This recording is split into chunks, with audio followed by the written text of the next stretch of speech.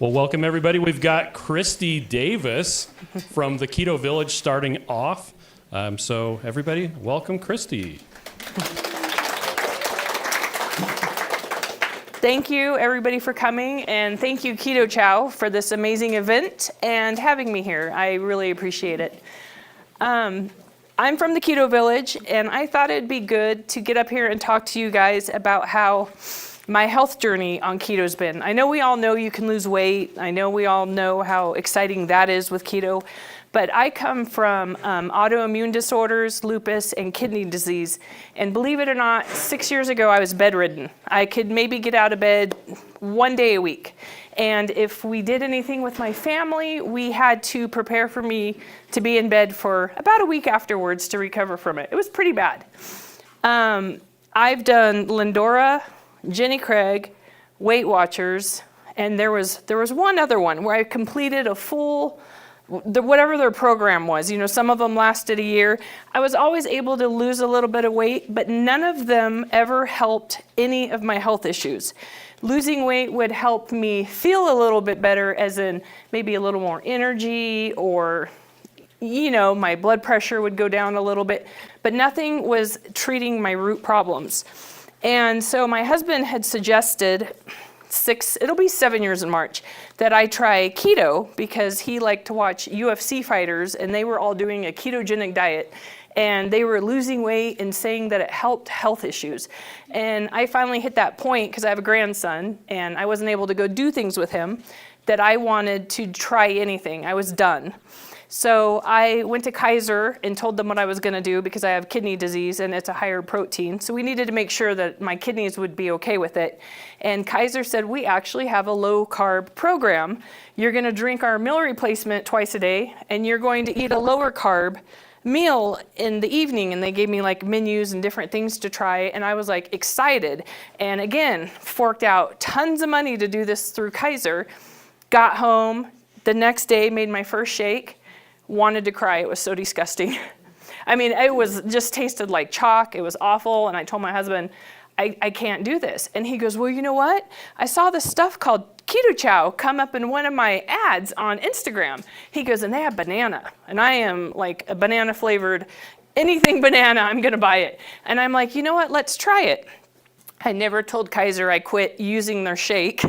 I just switched to Keto Chow, and my results, I only went to Kaiser for 1 month with their program, because I was losing weight, I was doing great, and the only thing that Kaiser needed to continue doing was check my protein levels in my kidneys every month. I used to have that blood work, used to be twice a month, and then it was every month, and I can say now I have my kidneys checked once a year. I've actually improved kidney function.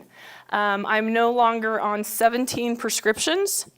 I was on cholesterol, blood pressure, you name it, steroids, stuff just to help my body get through like day-to-day life. And after about a year of keto, everything ended.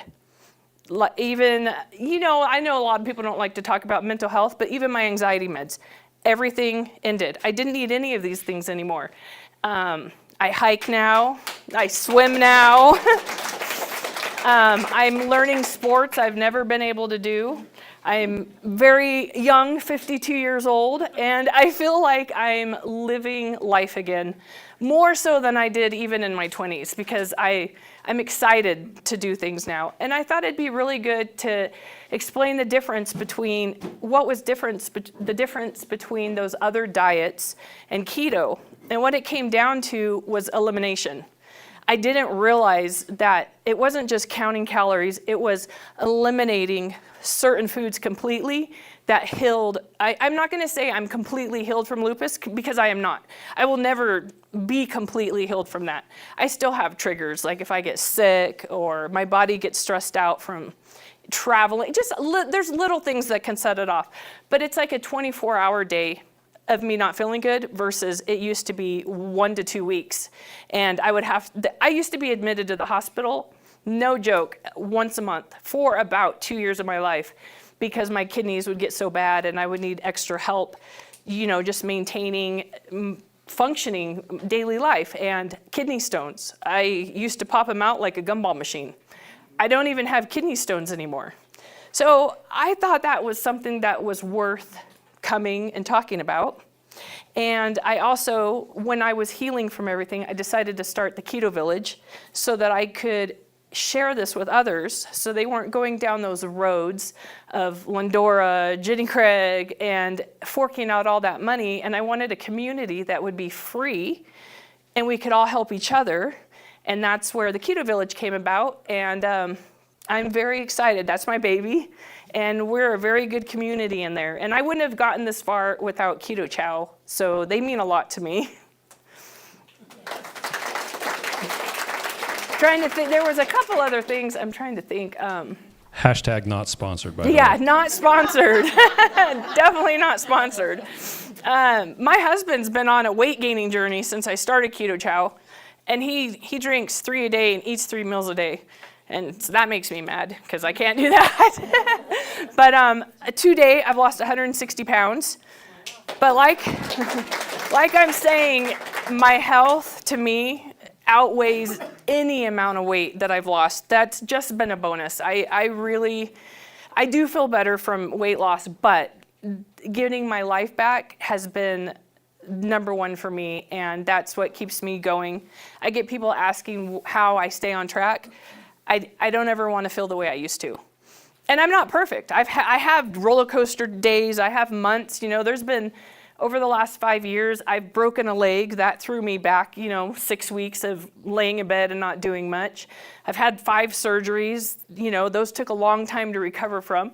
That's threw me back a little bit. So I've definitely had ups and downs with my weight loss. But I always just go right back to the basics, and I always stay eating the foods that are non-inflammatory. For me, that's very important. If you have autoimmune disorders, you really need to pay attention to inflammatory foods and avoid those. So I would say that's what the big difference for me with keto versus all the other diets has been. And I'm sorry if my voice is cracking. I don't do good at this elevation. I'm from San Francisco. So I've had a little voice problems. I think we're going to do questions next. After everybody's done speaking, we're going to do questions. So if you guys could think of some questions, that would be great. And I think that's going to wrap it up for me. Okay. Thank you, everybody, for coming. Okay, Holly wants to do a giveaway before we bring Dave out. Do you want a microphone, Holly? Sure. Okay. This one. There's your microphone. Okay. Our winner of the strawberry bulk bag is Susan Olson. Suzanne. Oh, just one giveaway. Okay, sweet. Well, we'd like to welcome Dave Feldman out. For those of you who don't know, Dave is an engineer, but not the cool kind that drive trains. He's he's the kind that, writes stuff. But Dave, you go ahead and introduce yourself. Software that drives the trains, just saying. So I don't know if you guys, raise your hand if you've heard of me before. Dave Feldman, anyone? Okay. Cool. That's good. All right. I want to tell you the story about this guy. He's an engineer, and he was working on the next generation Las Vegas gambling platforms. Lots of great money behind that. It's fantastic, and was actually doing fairly well. This was his 4th business, and had actually accumulated a lot of experience. Had gotten fairly high up into a senior partnership, and ultimately their company was getting acquired. He got into a fairly good position, so much so that at the point where they were selling their company, he was able to take a sabbatical for a little while and was able to then do his own development, which was great. He continued on with the diet that he knew was probably healthier than most of his friends who were also engineers who would eat fast food every single day. He would only eat fast food half of the days. The rest of those days he would have Subway sandwiches, which, is much healthier. Sure enough, he gets an A1C of 6.1. His doctor says, well, This is actually technically, something that qualifies for type 2 or for prediabetes. It's like, it's all right though. I probably didn't eat as many Subway sandwiches this week as opposed to the other weeks. We were crushing deadlines, whatever. I'm going to clean up my diet. I'm going to do a lot better. I'm going to get more exercise. The next year, in anticipation of the annual blood work, he makes sure to eat a lot more sandwiches, drink a lot less soda, and it's exactly the same. It's a 6.1 again. And at that point, he says, well, okay, he's going to need to make some changes. And at that point, he starts to do some research, and this is in 2015, sees that there's this discussion on LCHF, low carb, high fat. Keto wasn't really that big at that time. And in adopting low carb, high fat, the forums look like they're very compelling. He is a little concerned about the concept of all the saturated fat and whether it's going to have an impact on his cholesterol. No worries, say the forums. No worries. It very rarely happens. It's only been a few people who see that. It's usually because of some genetics. His family gets inspired to do this with him. His dad, who's very type 2 diabetic, and his sister, who's also working with difficulties such as hypertension. They're inspired to do it with them. All three of them basically are doing about the same time. The two of them get their blood work before him 6 months later, and they're looking pretty great. Their cholesterol did move up a little bit, but that gives him comfort because sure enough, now when he's going to get his blood work, and since he's crushing it, he's lost a lot of weight, everything seems to be better, he's confident this is going to be the best blood work he's ever had. And he's mostly right.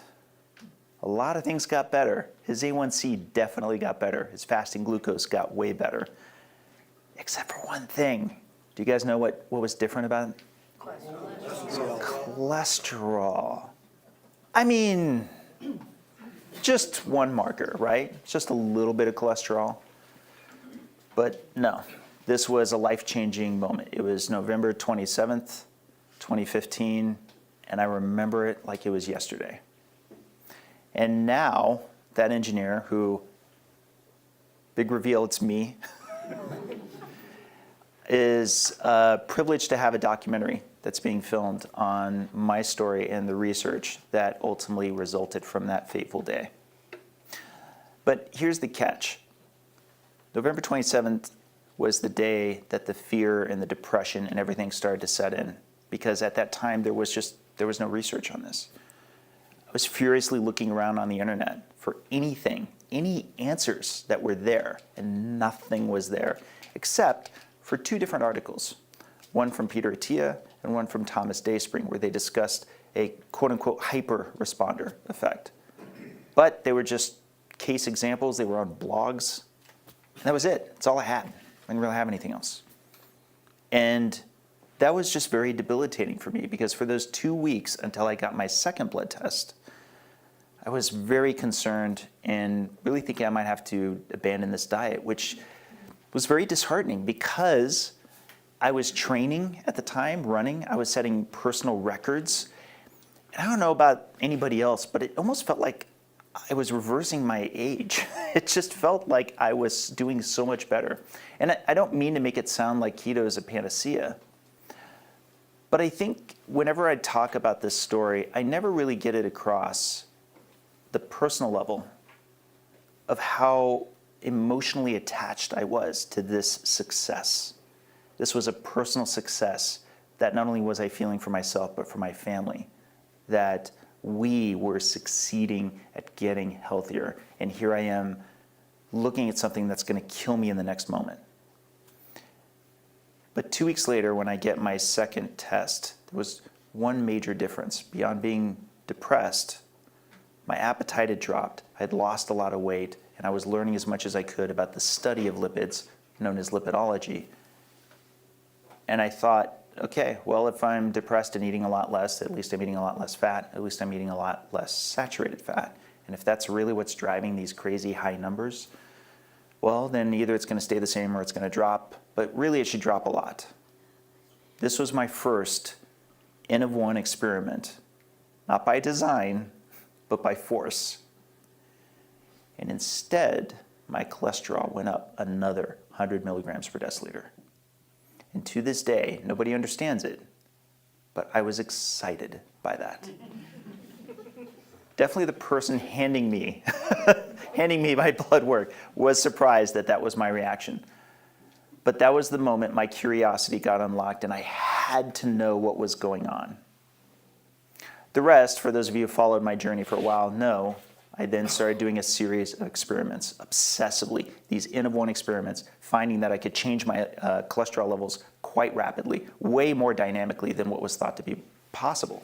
And I started presenting it at these low-carb conferences, and at these conferences, I met the bears for the first time, who were just themselves coming into keto. This is, by the way, during the days of Soylent. So keto jowing, I don't know if you guys knew this, is based off of those meal replacements, but it was the first of its kind for keto, because I guess nobody thought keto could work for a meal replacement.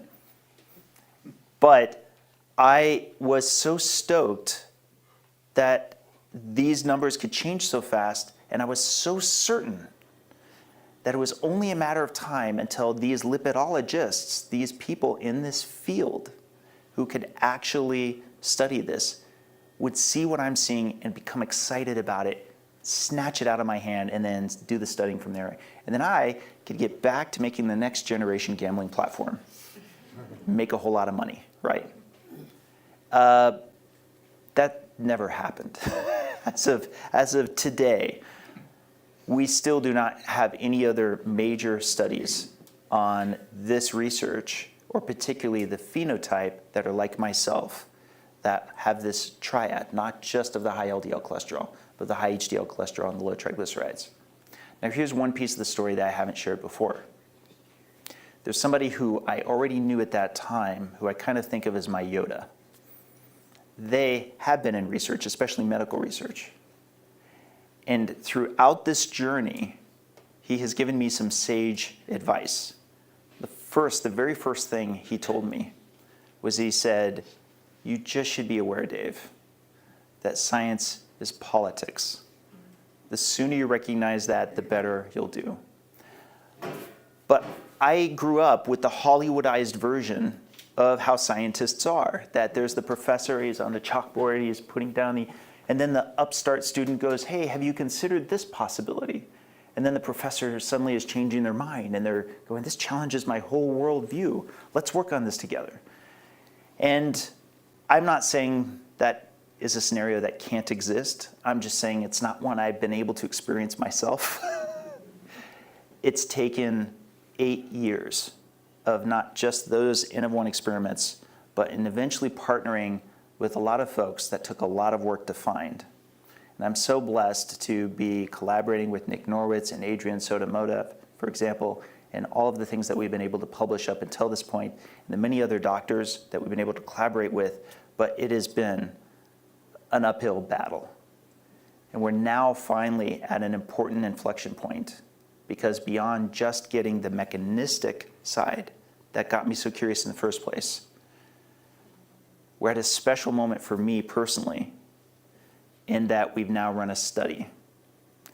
And the study is actually looking at whether or not this development of plaque in the arteries is associated with this high level of LDL that I saw in 2015, that many of you, I suspect, are seeing today, whether or not that relationship really is there as conventional medicine would expect.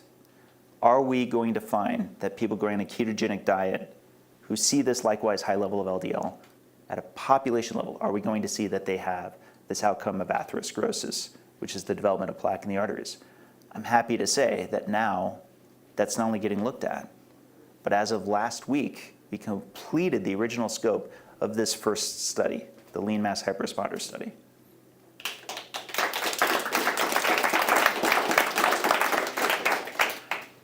But part of why I wanted to just share this with you on a personal level in a way that I've never done before is, you've probably noticed that I try to take a lot of time to express my thanks. I like to call it gratitudeonomics. Because the truth is, I do genuinely have so much thanks for this community. I could not have accomplished these endeavors on my own. There's absolutely no way. And so it's been all of you It's been everybody who's contributed to the Citizen Science Foundation. It's been everybody who's shared the tweets, who've talked to their doctors. Many doctors who were not even low carbers would eventually come and reach out to me and provide other resources or connected me to potential lipidologists that could ultimately help us out. It's things like the conference we're holding next month, which is strictly a fundraising conference for the next study, so that we actually have a second study in tow. And I just have to say, if there's anything that I've been perpetually in awe for, it's how much you really can get when you practice good science and ask for the goodwill of others. You really can receive enough to make good science happen. So thank you to everybody who's here and everybody who's watching on this stream. That's how we got here. I will say it probably helps a little bit to have an obsessive engineer who's willing to kind of divert his career to head in this direction. But that said, there's no way that, I mean, this is a story with tens of thousands of authors. And I never feel like I can say thank you enough to each and everyone who's made it possible. So thank you.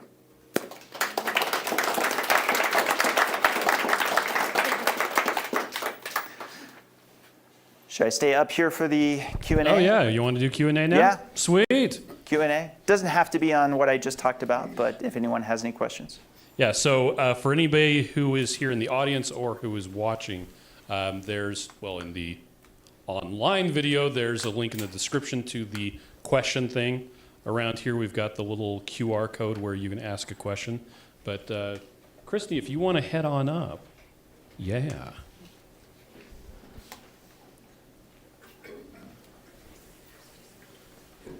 What's that? Yeah, we can do a giveaway. I'm going to turn off Dave and Cristy's mics so that they don't, I don't know, sneeze or something.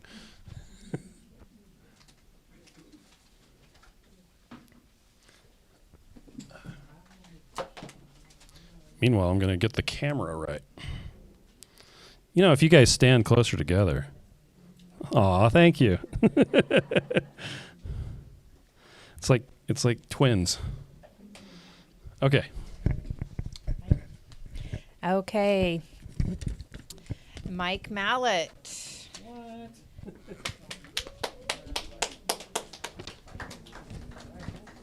Alex Hoipo. I said it.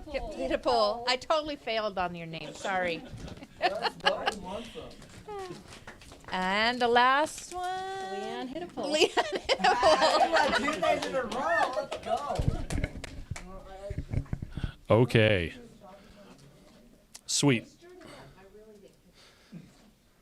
All right, so I've got some questions already picked out. So this is actually a question for Cristy. Cristy, do you ever get bored with your meals? Actually, I do not. Thanks to all of the wonderful keto people that have cookbooks. We've got Maria, I can't even name enough. And she's got so many amazing recipes that if I was to get bored, I can easily just hop on her website, anybody's website that does the keto or even carnivore recipes. I do like to alternate a little bit between keto and carnivore. But yeah, no, I never get bored. There's always a recipe I've not tried that I see shared on social media, and I love the challenge of trying those recipes. You mean Maria Emmerich, right? Yes. Big shout out to Maria Emmerich. Yes. She's fantastic. I highly recommend. She's got so many great recipes and cookbooks. Yeah. She's great. Okay, this one's for Dave. I am the opposite of a lean mass hyperresponder.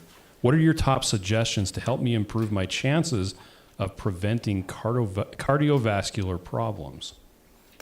I have to say there's not a lot of information in that. So lean mass hyperresponder is high LDL, high HDL, low triglycerides. I'm guessing they have what would be more commonly known as metabolic syndrome, where you tend to have high triglycerides and low HDL. I'm not sure where the LDL is at, but it's true. If you have high triglycerides, low HDL cholesterol, that is something that I think can be concerning. Naturally, I'm going to caveat this isn't medical advice, but you should consider working with a doctor who can, help you move towards better metabolic health. Awesome, thank you. So, Cristy, have you tried any other lifestyle diets? How have I tried them? Have you? Oh, Sorry, I'm flubbing words back here. Blah, blah, blah, blah.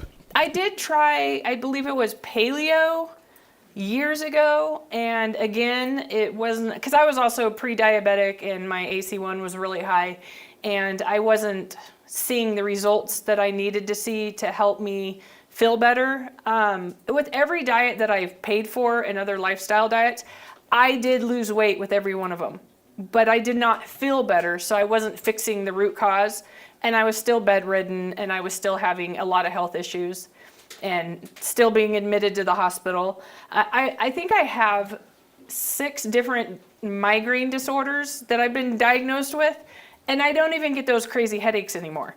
So yeah, I've tried tons of lifestyles and then all the ones that I paid for, but none of them were making me feel better as a human to like actually get out and live life again. Or an alien. So, Dave, you live in Vegas. Why are you so pale? Just kidding. Okay, actually, I got a real question for you, Dave. You mentioned a documentary. What's going on with that? When are people going to be able to view it? Where will people be able to view it? Yes, so first of all, working with Jen Eisenhart and her team, they also made Fat Fiction. Yeah, I see some recognition in Chris's eyes over there. I will say though that this is, working with them has been a delight, and we've really, we've shot a lot of footage and managed to catch a lot of key events in real time as they happen with regard to the study. But on top of that, we've got a lot of great top-tier interviews, and it's all going to get weaved together with the study sort of encapsulating the major through line. So I'll be talking about my own story. We'll be talking about the stories of many others. For example, Jen Unwin is in it, Nick Norwitz, of course, Brett Shear. There's so many wonderful people that have been a part of it. And then, with whatever this study shows. I mentioned all the scans are in, but I right now don't know what the result is. But the time that we get the result, probably the cameras will be in the room to catch it, and that'll get wrapped together in the documentary. Now, as far as when it actually gets released, we're aiming for the end of this year. Documentaries take a lot of work to put together, and then once principal photography is done, the edit is months long, and then there's the distributor and possibly film festivals. We don't know. We're finding that out. Okay, Cristy, how long did it take you to recover, if you have recovered, from your autoimmune issues? I would say I'm not fully recovered. I would like to say I'm in remission. I'm no longer on medications for them. I no longer go see the special doctors they had me going to for it. My anti-cardiolipid blood clotting disorder also doesn't show up on my blood work anymore, which was an indicator that I had lupus, but I still do get flare-ups, and I still have some of the residual stuff that goes along with lupus when I'm stressed out or I've fatigued my body to, crazy degrees. Mostly it's when I get sick or if I travel for very long periods of time. Like if I'm on a plane for a really long time, it takes me a day or two to recover. And that's about it. I am no longer having any of the issues that I used to have. My 100-pound weight loss and getting off all the medications when I started keto, it took 1 year. It was almost 12 months exactly for us to realize that I no longer needed all the medications. All my labs were coming back great, minus my cholesterol. And we had to wean me off things, but yeah, at 1 year I was down 100 pounds and no longer needed all the help and prescriptions that I used to be on. Okay. Dave, how did you get involved with Own Your Labs? Actually, that's a fun story. I mentioned how I was obsessively testing at the very beginning of my journey. And in the course of doing it, I was spending a lot of money. It was like $100 for every advanced lipid test, nose and NMR. And I was getting them just one at a time. But I wanted the other metrics as well. I wanted a CMP, and I wanted fasting insulin, and all these things. And then I got fortunate that I met a doctor, Jonathan Edwards, who at the time was in Las Vegas, and he said I could just go ahead and have him order the test. I would just pay him directly. And at that point, I was like, great. How much could you get an NMR for at the time? And I think at the time he could get it for like 60. I was like, oh, this is great. What about fasting insulin? And he kept giving me these numbers, and I was like, this is so fantastic. I'm going to get more and more of these tests. And as I'm reporting it online in my blog, naturally more and more people were like, I want it too. I want to be able to get tests. Can you hook a guy up? I need to catch this and that.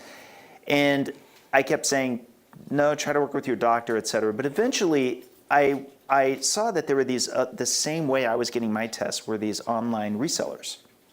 And so you'd see like a requested test or Ulta Labs. And I went, why can't we do that? Why can't we actually start up our own platform where people could order like they do, except at the end at checkout, we incentivize them to do what we're doing, which is to share their data. So we have this option, this checkbox for a citizen science discount. You can get 10% off of your order if you agree to provide your anonymized data. We anonymize it. We take name, birth date, contact information, everything out. And then you answer a few more questions on demographics. And then that way we could finally meet more of my dream, which is to have more open data and more open science. One of my big complaints, not to get on a soapbox, is that we have all of this great data that's getting collected by these teams, that's getting paid for by these companies, and then they're proprietary. Mm-hmm. And so our ability to do things like run analyses on low carbers, just populations of low carbers, is so limited because there's not an open data set out there. And so I couldn't help but appreciate that, hey, if a lot of people who follow my work are already low carbers and they're coming to this platform to get their blood work, and we can provide that incentive, you don't have to, it's an opt-in, that could be a way that we could build this data set. And as I mentioned a little bit earlier, we don't yet have it available. We have to actually go through some legal hurdles because ironically, in spite of the fact that we make it explicit, in spite of the fact that people opt in for it, there's still some unknowns with HIPAA that we're trying to work through the lawyers on to be sure that it meets all the compliance of all of the regulatory morass. It's unfortunate because I feel like everybody is like we are. They're citizen scientists who would not mind at all, especially if they agreed to all of the stipulations to advance science. But that's the reality of it. So we have to be careful. So. Cristy, what's one of the biggest mistakes you think people experience with keto or carnivore? Oh, that's a good one. I would say that this might sound, they overthink it. They think too hard, and I don't do that. I eat when I'm hungry. I stop eating when I'm full, stuff like that. But I feel like people overanalyze it and put a lot more headache into it than there needs to be. I always say just keep it simple. If you don't know how to cook all the keto things, keep it simple at the grocery store. I'm a big one that just kind of zooms around the outer aisles to get what I need because, milk, eggs, meat, little bit of fruit, berries, stuff like that. I don't go up and down all the aisles. And my biggest thing is don't complicate it.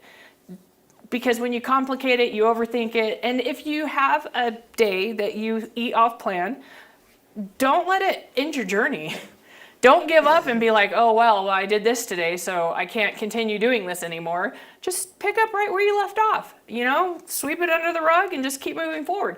Do better every day and take your hard days as, you're human. We're not all perfect, but yeah, don't complicate it.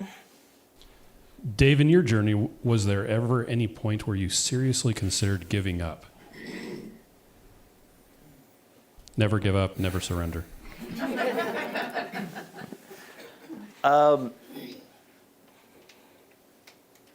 Here's another thing I've not shared publicly before. The greatest opportunity financially of my life kind of came at a certain time in the course of this research journey. And I had attempted doing both this and the research at the same time.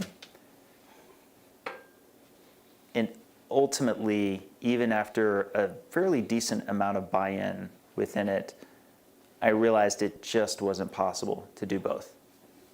That might possibly been the closest I was, but by the closest I was, still the distance between the earth and the sun. Because at the end of the day, I've had too many messages, too many letters, too many emails. I've said this before in other ways, but I'll kind of put it here now. For me, it's an easy personal choice. But I now know too many people who suffer from epilepsy, who suffer from type 1 diabetes, who suffer from ulcerative colitis, who for them, the ketogenic diet is truly, like, they don't have a lot of options. So a lot of folks have a lot of options on what they can do. But there are a number of folks for which keto is of special relevance, particularly medically. And those folks were dealing with what I was dealing with in 2015, except they don't feel like they have the choice that I do. I could move to a different diet. I know the cheat codes. I could add another 100 grams of carbs easily. But I know people for which I know epileptics for which carbs might as well be a peanut allergy. Mm-hmm. They just can't have them. And they themselves may be fine with their high LDL, but that doesn't mean their family is. And so they need this data. They need it terribly. And that's why, in a roundabout way, I don't think that I could live with the choice of giving up for myself. And so I'm fortunate that I feel like now, finally, we're getting to that break point where there's enough people interested and that can make this happen, that maybe I don't have to have the level of involvement that I do now. But honestly, while that may be the closest, I've never really felt like I had the ability to consider giving up, honestly. Cristy, what advice would you give someone who's just starting a keto journey? Keep it very simple. Keep it very simple. Don't overwhelm yourself with the crazy recipes that are out there. I call them crazy because anything that has more than 4 steps, I'm just like, oh, I can't do this. It's way too hard. Eat the whole foods. Keep it super simple. Make sure you're getting your salt and your electrolytes, because a lot of people don't do that, and then they don't feel good, or they have the keto flu, or they think, oh my gosh, this diet's making me miserable. A lot of people don't realize that a lot of that, if you're not getting your salt and electrolytes, you are going to not feel great anytime you're on the keto diet. It doesn't have to be when you start. But when you're eliminating carbs and doing things, you are also going through withdrawal symptoms. And that is also something that's making you not feel good. That doesn't last for very long. I mean, a few days at most. I think I had a headache for about a week, but I used to headaches. And I was being told over and over, just keep going in my brain, keep going, give this at least 30 days. That was what I was going to do with keto. Just give it 30 days. And after about, I would say 12 days, I woke up feeling like the bionic woman, and I'm just like, I can do everything. And I haven't looked back. Yes, I've had up and downs, but I had to keep it simple. For me, it was the 2 keto chows a day, and then, going all over the internet and Pinterest, because 7 years ago, we didn't have all the keto cookbooks. We didn't have all the easy access to everything.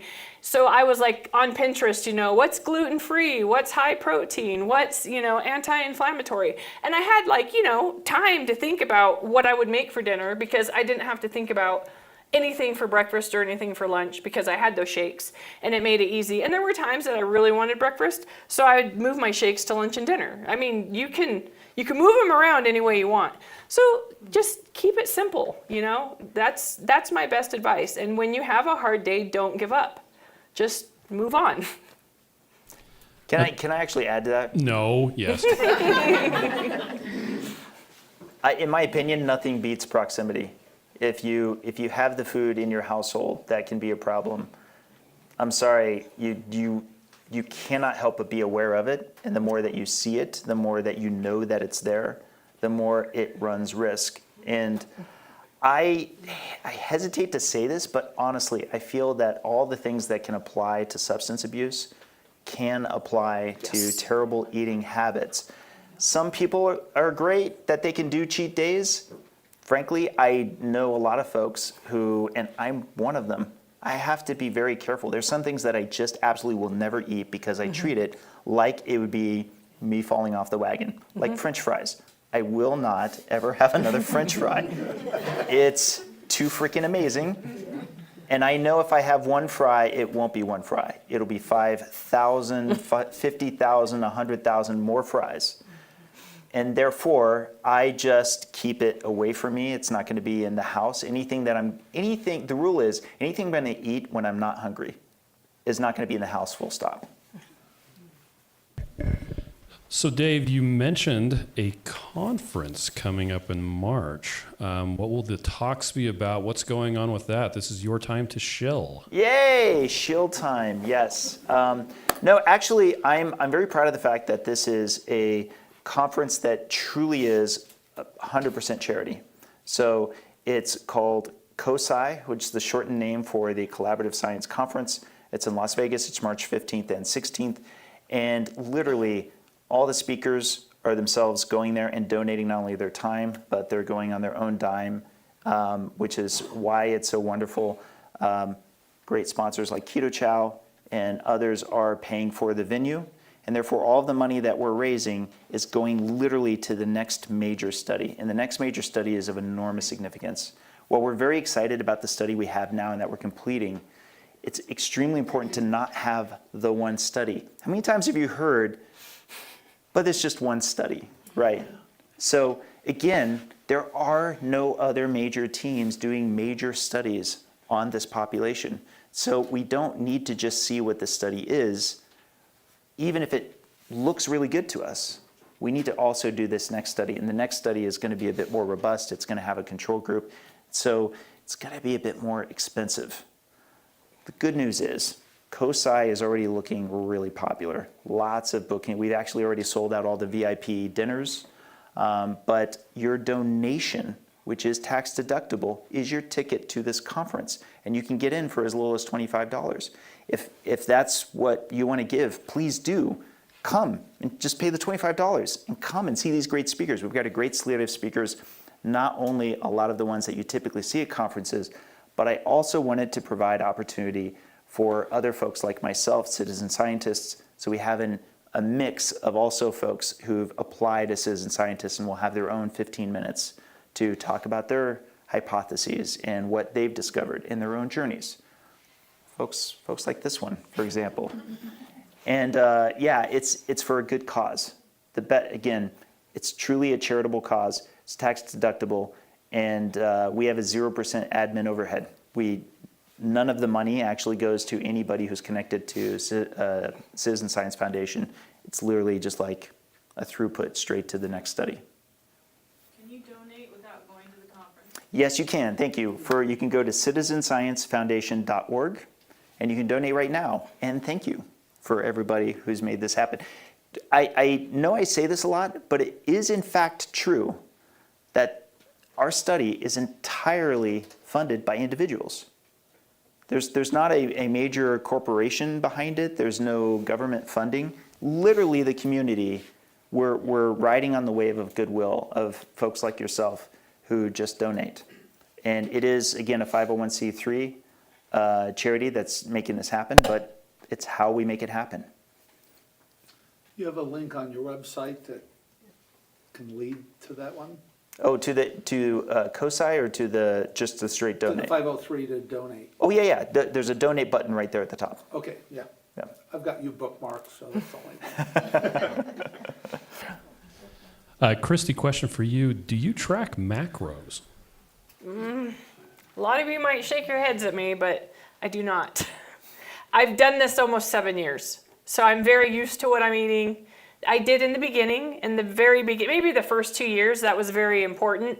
But it's second nature to me now. I know what I'm eating. I know how much I'm eating. I actually can feel a little different when I'm not getting enough protein, and I'm like, oh, my protein was low for the last couple of days. That's probably why I'm feeling a little sluggish or my energy isn't that great. But today, this day and time, no, I do not track macros anymore. I'm very strict with the amount of carbs, and again, second nature. And somebody asked me privately if I ever have cheat days, and a cheat day to me is a sweet potato, which I don't think is a very bad cheat, but my husband and I, we enjoy sweet potatoes occasionally, and tacos. Those are the only two things that I will occasionally have, but other than that, I'm very strict. My absolute no ever is desserts. I have to keep the sugar far away, because that was my addiction before I started keto, was the sweets. This will actually be the last question, and it's for Dave. Were most of the lean mass hyper-responders in the study always lean, or did they lose weight with low carb, high fat? I don't know that because I'm understandably... Do better, Dave. Sorry? I said do better, Dave. Oh, yeah. No, as the funding entity, I am blinded from the data, and I'm supposed to be. It's appropriate. It's the reason you can trust in this study, if you're coming from the outside, is that we're shoring up the money. We collaborate with the Lundquist Institute, which is the actual research center, to execute a protocol that we all agreed on together. And then we go, okay, go off and do the protocol. And so they actually bring in everybody. They do the workups, they do the blood work, and they do the scans. And then at intervals, such as like the preliminary data, or for that matter, the completion of the study, they let us know what data that they have, and oftentimes it's aggregated, like they'll give us population data. So it may be that they asked, in addition to our protocol, how much weight have you lost coming into becoming a lean mass hyperresponder? But I doubt it, because I don't think we had that in the existing protocol. But it's possible. Okay, very good. Thank you, everybody, for joining us. For those of you who are here in person, we're going to do some more giveaways. For those of you who are joining us, we're going to say goodbye. Bye.